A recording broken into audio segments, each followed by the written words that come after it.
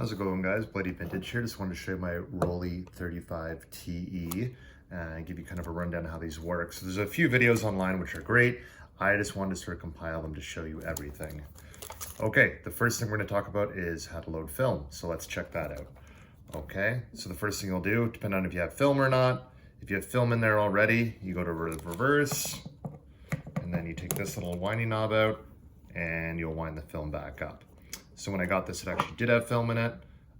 So I reversed it out and removed it. So that is kind of what happens. And then once it's been reversed, you'll actually pull up on that little lever right there, and that'll let you literally separate the camera, bottom from top. It comes out pretty easily, so don't force it. Make sure it's all the way off. And then you're left looking on the inside. When you load film up, I'm not actually going to do it. When you load film up, you're actually going to be loading right to left. So you'll be loading your film in there and pulling over to the left. Obviously, you'll have to lift this to do that. So nice and clean in there, nice and protected, which is great. So I'm going to go show you some of the oddities of this really quick. So to pop this back on, I'm going to show you how the rest of it works. Now this is probably the only, not the only, but one of the difficult parts of this is sliding that on nicely to sort of get it fitted again. Okay, great. So now you want to shoot, right? Okay, I can't even wind it. The camera's broken. I don't know what's going on. So when I looked into this, what is actually happening is this piece needs to be extended. Okay, great. Now I've extended it. Nothing. What do I do? Okay. So to do that, basically what you need to do is number one, yep, you're actually going to click this one little notch over. So that's all I did, is I just grabbed these little handling, this handling spool part, clicked it over to the right. It's literally just the smallest noticeable click. And what that'll allow you to do then is you snap a picture, because it's kind of wound itself by doing that, I guess. And now you're ready to wind, okay? So I'm gonna show that once more, because that's the most complicated bit, in my opinion. Before I do, I'm gonna show you actually how to take it down, because you're like, great, I wanna collapse my camera and go back again. There's no collapsing it. The old 35s just had a button on the top that you'd hold down while turning this. So the 35 TE, what they've actually done instead, I started to look around and said that must be something. So what we'll actually do is hold that and turn this way. What you also need to do is wind it first. So great, you've wound it, push down on that button and push down left, and you can now collapse again. Okay, so you're great. And that's actually undone the wind now, so you can actually take a picture. So again, let's show that from start to finish. So you pull out your lens, make a little click to the right.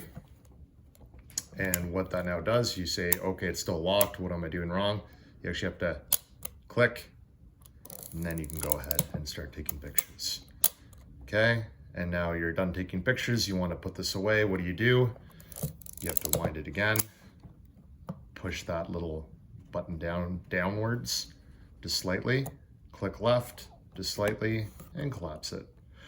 Okay, so I'm not going to get into actually how to use this, because I'm actually not much of a photographer. I'm more of a gear geek. So, you know, look at more professional videos to understand the usage of these better. Once I actually get a new battery for this, I'll show you.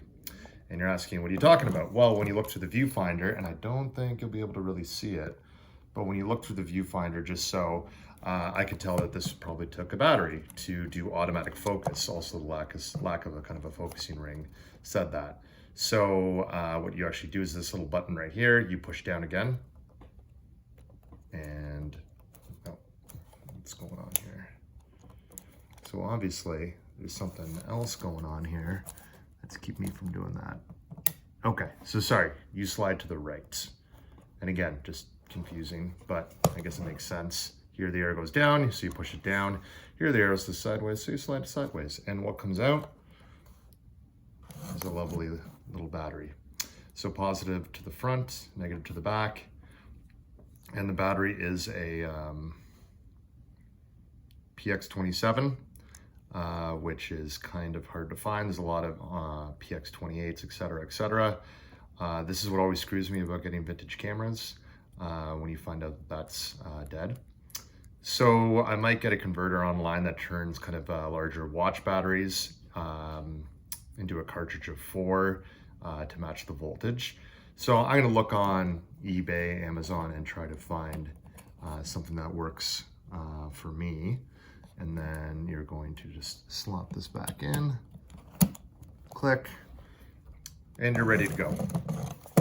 Okay, and one last thing, I don't know if all came with it, but mine came with this. There's a nice little kind of dust cap, which I think is great. It's a little bit,